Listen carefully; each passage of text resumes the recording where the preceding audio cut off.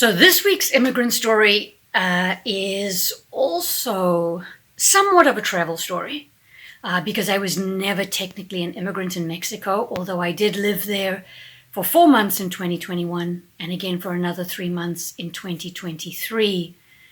And when I was there in 2021, I experienced my first hurricane, Hurricane Grace.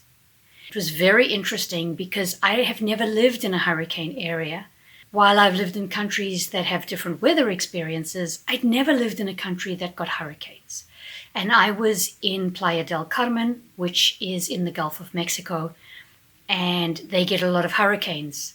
So Grace was going to come through, and it was interesting for me walking around the neighborhoods a few days before, watching people bordering up their windows, nailing boards in, and tying things down, securing a lot of stuff. I was on hurricane watch because I'd never experienced it before.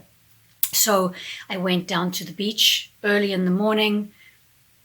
Some clouds, but very calm. And then I woke up at about 3 o'clock in the morning with the hurricane full force coming through. Couldn't see anything outside. It was pitch black, but I watched and heard some things sweep by the window and rattle all around me. Then we hit the eye of the storm, absolutely quiet. And then the rest of the hurricane came through. And the next morning, there was some devastation. A gentleman swept and swept and swept the debris out of the street, spent hours doing it, trying to get rid of some of the water. There was a bit of flooding.